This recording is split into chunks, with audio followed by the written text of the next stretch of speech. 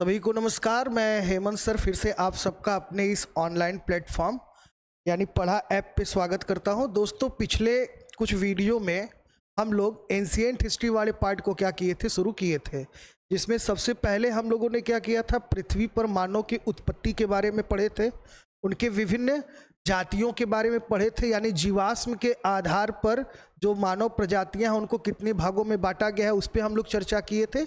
इसके उपरांत हम लोग इतिहास के विभाजन पर क्या किए थे, बात किए थे, जिसमें हम लोग प्री हिस्टोरिक एज और साथ में आपका प्रो हिस्टोरिक एज और हिस्टोरिक एज, प्राक ऐतिहासिक काल, आद्य ऐतिहासिक काल और ऐतिहासिक काल के बारे में चर्चा किए थे। इसके बाद हम लोग प्री हिस्टोरिक एज में पूरा पाषाण काल को विधिवत चर्चा किए थे, यानी फुल स्टोन एज को हम लोगों ने अच्छे से डिस्कस किया था कि पूरा पाषाण काल के अंतर्गत निम्न पूरा पाषाण काल, मध्य पाषाण काल और उच्च पाषाण काल क्या होता है और उसके अंतर्गत कौन कौन सी चीज़ें आती हैं और उसके अंतर किन किन विशेषताओं को सम्मिलित किया जाता है। आज हम लोग जो है विकास के आधार पर जब हम लोग इतिहास को विभाजित करते हैं, एक छोटा सा आपको पहले हम इंट्रो दे देते हैं, एक समझा देते हैं, इसके बाद हम लोग चीज़ों को क्या करेंगे, पढ़ेंगे। हमने जब इतिहास का विभाजन, यानी मैं जब आपको इतिहास का विभाजन बता रहा था तो उस दौरान हमने आपको बताया था कि हम लोग प्रमाण के आधार पर जब इतिहास को विभाजित करते हैं तो उसके उपरांत हम लोग विकास के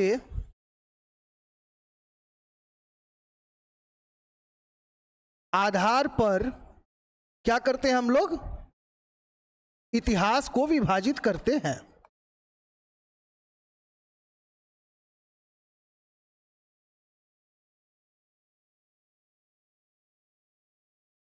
जब विकास के आधार पर हम लोग इतिहास के विभाजन को पढ़ते हैं तो इसमें हम लोग क्या करते हैं कि सबसे पहले हम लोग आपका पूरा पाषाण काल पढ़ते हैं। विकास के आधार पर सबसे पहले आता है आपका पूरा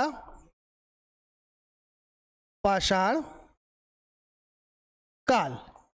इसको हम लोग इंग्लिश में कहते हैं फुल पियोलिथिक एज। क्या कहते हैं इसको हम लोग? Full paleolithic age. अगर इसकी बात की जाए तो इसको कहा जाता है आपका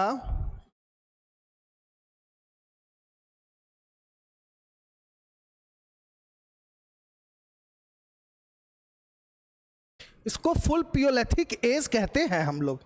इसके बाद दूसरा जो आता है इसको हम लोग कहते हैं आपका मध्य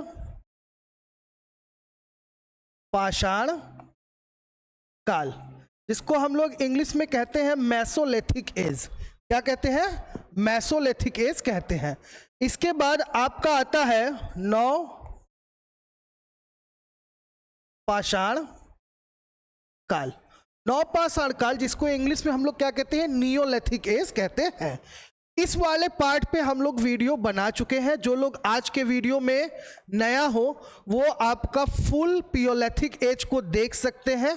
उसमें हमने पूरे पाषाण काल की विशेषता और उसके जनरल इंट्रोडक्शन के बारे में बताया है कि जो पूरा का पूरा पाषाण काल है इसको हम लोग निम्न पूरा पाषाण काल, मध्य पूरा पाषाण काल और उच्च पूरा पाषाण काल में विभाजित करते हैं।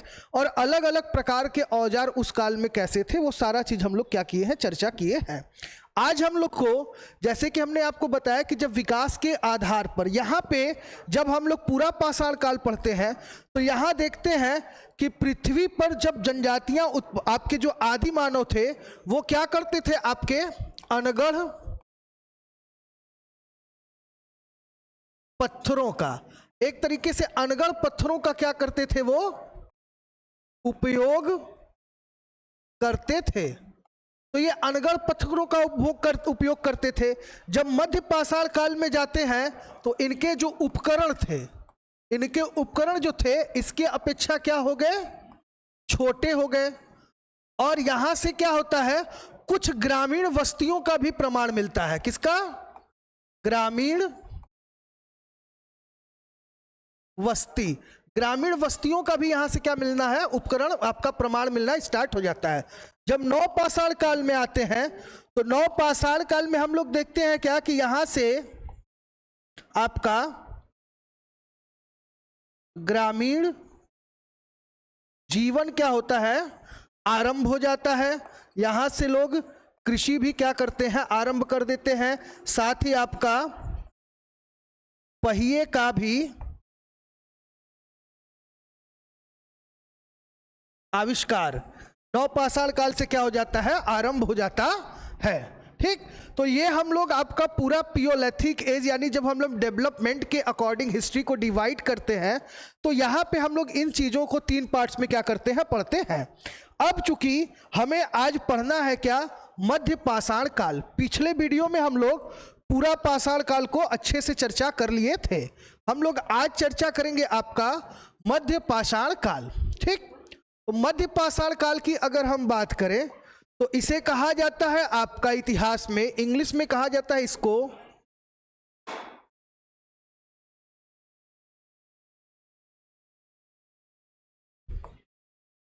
मेसोलिथिक एज कहा जाता है। इंग्लिश में इसको क्या कहते हैं हम लोग, मेसोलिथिक एज कहते हैं। इसे जो है आपका पूरा पाषाण काल और साथ में नव पाषाण काल, इन दोनों के बीच में होने के कारण इसको हम लोग संक्रमण काल भी कहते हैं। क्या कहते हैं, संक्रमण काल।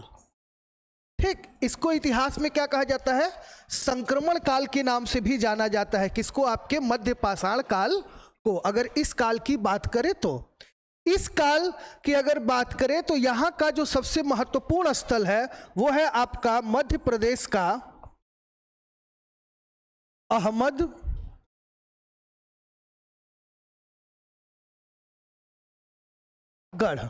अहमदगढ़ करके एक स्थान जो है वह मध्य प्रदेश का है।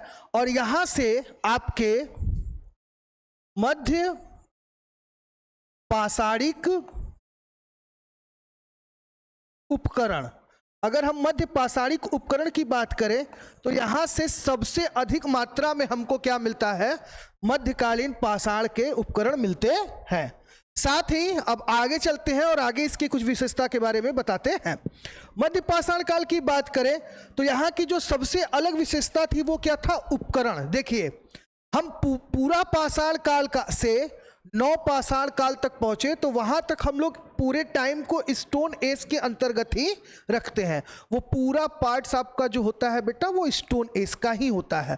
आप उसको फुल पियोलिथिक एज में पढ़ो या उसको आप मेसोलिथिक एज में पढ़ो या उसको आप नियोलिथिक एज में पढ़ो, तीनों जो है आपका वो स्टोन एज के नाम से ही जाना जाता है। हालांकि कहीं कहीं पे कुछ धातुओं और हड्डियों का प्रयोग किया गया था, लेकिन अगर देखा जाए कैल्कोलिथिक एज की अगर हम बात करें, जिसको हम लोग हिंदी में ताम्र पाषाण काल संस्कृति कहते हैं, ताम्र पाषाण काल जो है वो आपके सिंधु घाटी सभ्यता की बात करें यानी इंडस वैली सिविलाइजेशन, और इसके साथ साथ नियोलिथिक एज, दोनों एज के बीच में जो काल आता है उसको हम लोग क्या कहते हैं, ताम्र पाषाणिक संस्कृति कहते हैं। जिसमें हम लोग आहार संस्कृति पढ़ते हैं, बनास संस्कृति पढ़ते हैं, जारवे संस्कृति पढ़ते हैं, कायथा संस्कृति पढ़ते हैं और मालवा संस्कृति पढ़ते हैं।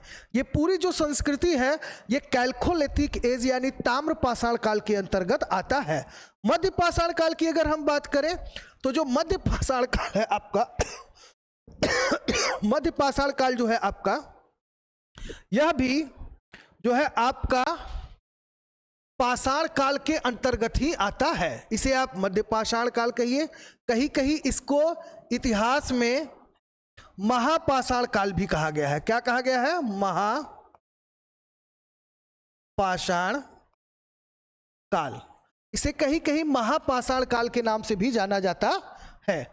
अब हम बात करेंगे यहाँ के औजारों की। तो औजारों की अगर बात करें तो जो प्रणाली थी उसको हम लोग कहते हैं कोर प्रणाली। क्या कहते हैं हम लोग, कोर प्रणाली। यानी जितने भी औजार बनाए गए वो कोर प्रणाली पर ही निर्भर थे। इसमें सबसे पहले आता है आपका पेघनी, फिर आता है आपका तक्षणी, ठीक, इसके अलावा आता है आपका विदारणी, इसके बाद आता है आपका उत्कीर्णक। ये सभी उपकरण जो है यह आपके महापाषाण काल यानी मध्य पाषाण काल के अंतर्गत आते हैं। क्या कहते हैं? ये आपका पूरा मध्य पाषाण काल के अंतर्गत आता है। अगर औजारों के प्रतिरूप की बात करें तो जैसा कि हमने आपको पहले ही बता दिया था कि कोर प्रणाली द्वारा क्या हुआ था, उस समय औजार बनाए जाते हैं। तो सबसे पहला जो उपकरण मिलता है आपका मध्य पाषाण काल का, वो आपका इस शेप में क्या होता है, मिलता है। इसके साथ साथ अगर हम बेघनी के प्रतिरूप की बात करें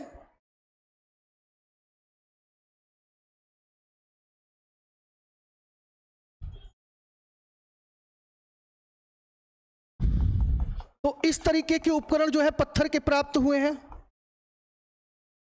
साथ ही जैसे अगर हम बेघनी हो गया, तक्षणी की बात करें, छोटे छोटे भी उपकरण जो है इस तरीके के क्या हुए हैं, प्राप्त हुए हैं।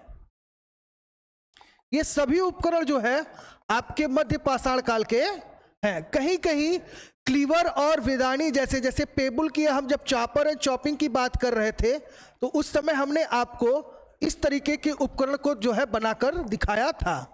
यानी इस तरीके के पत्थरों का भी क्या किया जा रहा था, प्रयोग किया जा रहा था। ज्यादातर अगर देखा जाए मध्य पाषाण काल में तो कोर प्रणाली पर ही निर्मित उपकरणों का क्या किया जाता था, प्रयोग किया जाता था।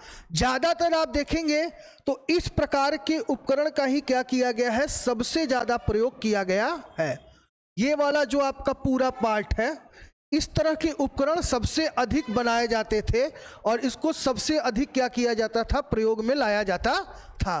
तो ये आपका क्या है, देखिए जब हम पहले पढ़ रहे थे पूरा पाषाण काल को पढ़ रहे थे तो उसमें हम लोग देख रहे थे आपका अनगढ़ पत्थर, बड़े बड़े पत्थरों का क्या किया जा रहा था, औजार बनाया जा रहा था। हस्तकुठार की अगर बात करें तो हमने आपको बताया था इस तरीके के औजार क्या किए जा रहे थे, बनाए जा रहे थे। लेकिन इस औजार में और इस औजार में देखते हैं तो कुछ अंतर मिलता है। यानी ये क्या कर रहा है, ये उपकरण के विकास को दर्शा रहा है। किसको दर्शा रहा है? उपकरण के विकास को दिखा रहा है। इसीलिए इसको हम लोग क्या करते हैं, विकास के काल में इसको हम लोग रखते हैं, या इतिहास के विकास के काल में इसको क्या किया जाता है, हम लोग स्थापित करते हैं या रखने का प्रयास करते हैं। यहां तक चीजें समझ में आई? चलिए अब इसको थोड़ा सा और आगे बढ़ते हैं और कुछ स्थलों के बारे में एक एक करके पढ़ते हैं। तो अब विशेषताओं की अगर हम बात करें तो सबसे पहले जो स्थल आता है वह स्थल आता है आपका बागोर। कौन सा स्थल आता है? बागोर। यानी यहां पर अगर देखा जाए तो मध्य पाषाण कालीन प्रमुख स्थल, यहीं से प्रश्न आपका बनता है। हमने यहां पे लिख दिया मध्य पाषाण कालीन प्रमुख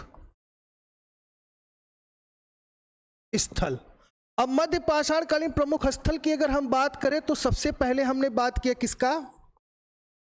बागोर का। बागोर पुरातत्विक जो स्थल है वो आपका मध्य पाषाण काल से संबंधित है। और बागोर है कहाँ पे? तो ये है बेटा राजस्थान में। कहाँ पे है? राजस्थान में। यहां से हमें कुछ मानव बस्तियों का प्रमाण मिला है, मानव बस्ती का प्रमाण मिला है। इसके अलावा हमको कुछ क्या मिला है आपका? दाह संस्कार प्रणाली। इसके अलावा हमको कब्र गाह और छोटे पाषाणिक उपकरण।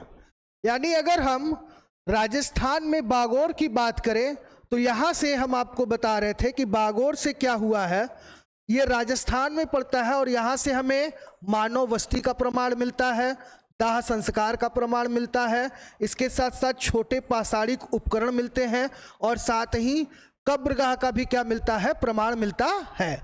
इसके अलावा अगर देखा जाए तो दूसरा जो है आपका वो आता है भीम वेटिका।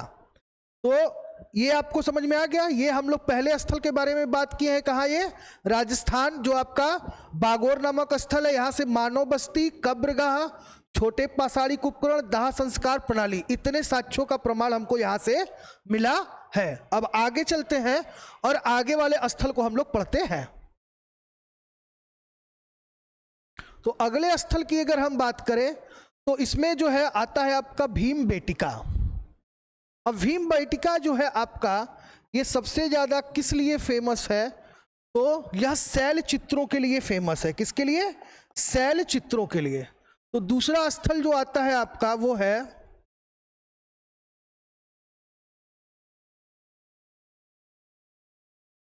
भीमबेटका।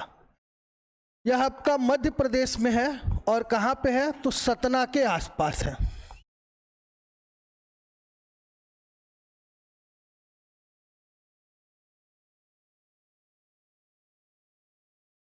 सतना के आसपास आपका यह स्थल है। ठीक, तो सतना के आसपास अगर भीमबेटका की बात करें तो यहां से जो प्राप्त हुआ है वो क्या प्राप्त हुआ है, शैल चित्र मिले हैं। क्या मिले हैं? शैल चित्र मिले हैं। यानी यहां पे भीमबेटका क्या है, गुफा है। ठीक, और इस गुफा में अगर हम प्राग ऐतिहासिक काल की बात करें तो यहां से आदि मानव कालीन के बहुत सारे शैल चित्रों का प्रमाण मिलता है। क्या मिलता है? शैल चित्रों का प्रमाण मिलता है। यहां पे इसको जो है खोजने का श्रेय बीएस गुहा को, कनिंघम को, कई इतिहासकारों को जानता है। बहुत सारे ऐसे इतिहासकार हैं जो यहाँ से शैल चित्रों के सैंपल को कलेक्ट किए हैं और अलग अलग काल से जोड़ने का क्या किए हैं, प्रयत्न किए हैं। तो दूसरा जो स्थल है वो भीमबेटका है और भीमबेटका से क्या हुआ है, शैल चित्र मिले हैं। कैसे शैल चित्र मिले हैं, तो आपको बता दे रहे हैं। वनस्पतियों का शैल चित्र मिला है, इसके साथ साथ पशुओं का, साथ ही आपका शिकार का। तो इतने जो है वनस्पतियों के चित्र मिले हैं, पशुओं का मिला है और पशुओं के शिकार का। इसको यहां पे लिख देते हैं हम।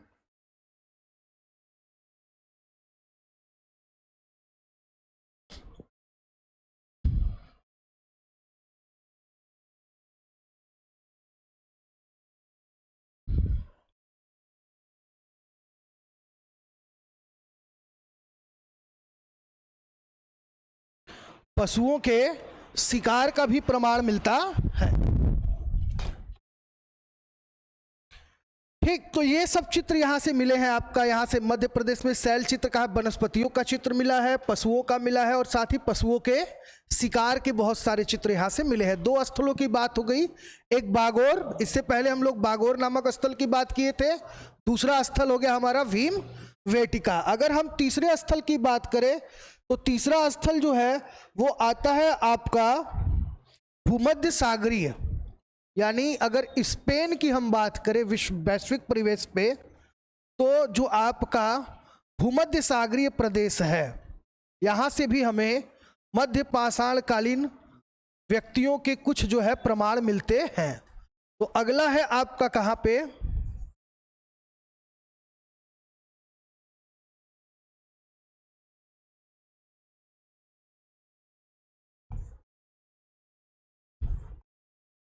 भूमध्य सागर का क्षेत्र। यहां से भी हमको जो मिला है वो मिला है आपका शैल चित्र। यहां से भी हमको पत्थरों पर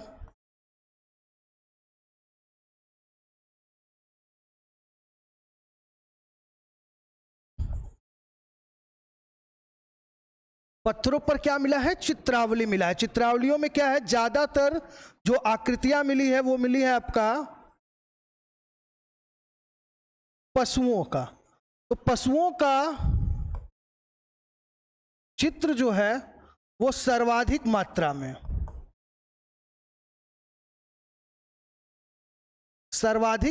में, अगर देखा जाए तो सबसे ज्यादा जो हमको मिला है वो कहां से मिला है, आपका भूमध्य सागरीय क्षेत्र से। इसके अलावा कुछ इसके विशेषताएं हैं, उसके बारे में भी हम लोग क्या कर लेते हैं, डिस्कस कर लेते हैं। तो अब हम लोग बात करेंगे मध्य पाषाण काल के कुछ विशेषताओं के बारे में।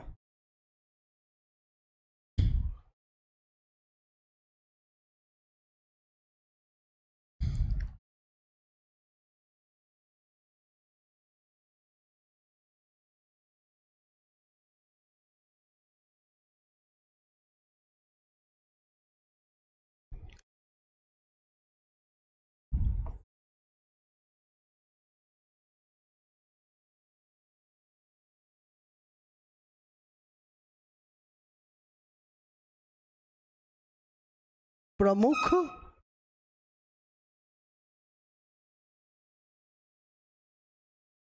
विशेषता। मध्यकाल, अगर मध्य पाषाण काल के प्रमुख विशेषता की अगर बात करें तो सबसे पहले हम आपको बता दें एक तरीके से क्या है, सभ्य मानव समूह का निर्माण। सबसे पहले क्या आता है, सभ्य मानव समूह का निर्माण। यानी सभ्य मानव समूह का जो निर्माण है वो इसी काल से क्या होता है, आरंभ होता है। कहां से, मध्य पाषाण काल से। ठीक, इसके समय की बात करें, समय सीमा के बारे में कई बार कहा गया है कि भाई इसका जो समय है वो 10,000 से 8,000 या 7,000 ईसा पूर्व तक क्या किया जाता है, माना जाता है। दूसरा अगर देखा जाए तो एक तरीके से आता है ग्रामीण बस्तियों का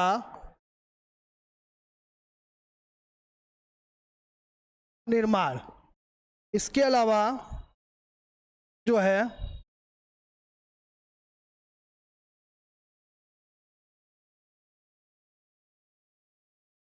संस्कार या अंत्येष्टि क्रिया का प्रमाण। तो यह सभी चीजें जो है आपके मध्य पाषाण काल से संबंधित हैं।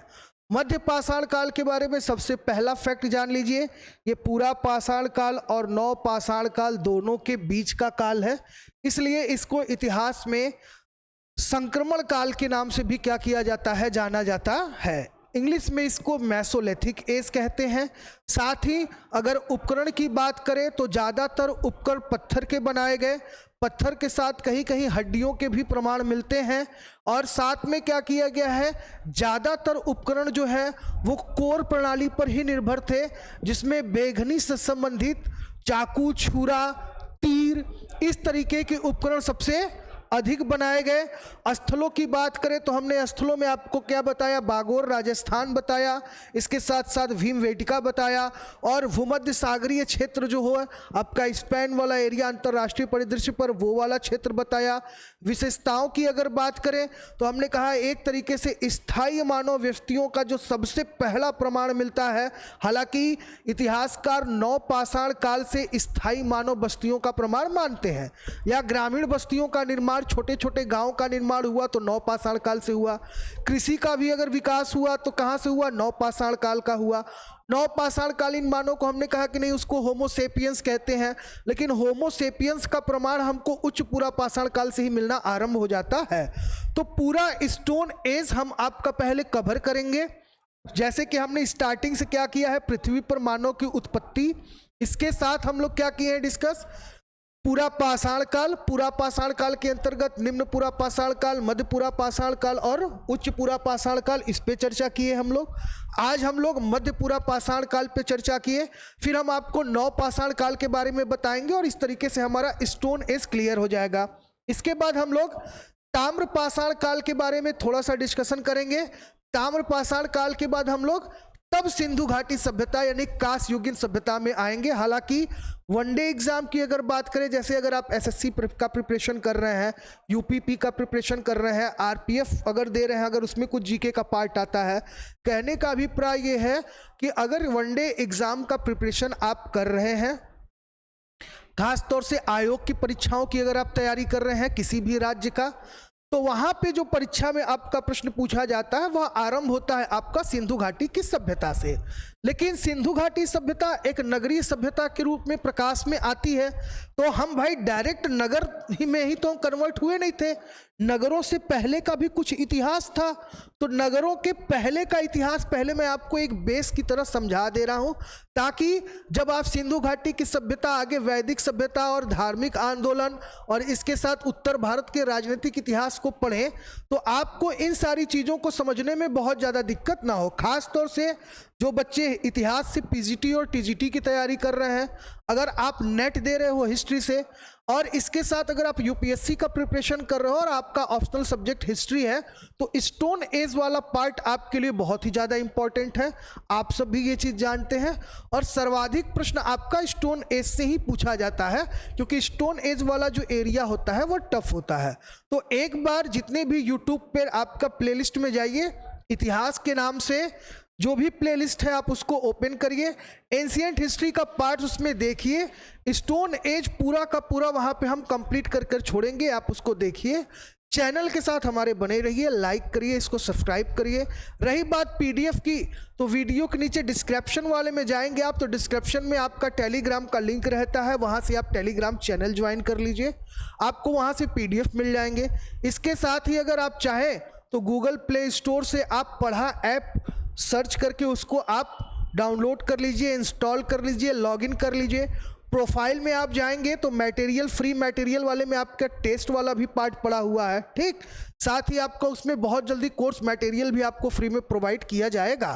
तो सुविधाएं हम अपनी तरफ से संपूर्ण चीज़ें आपको देने का, उच्च स्तर की चीज़ें देने का प्रयास कर रहे हैं।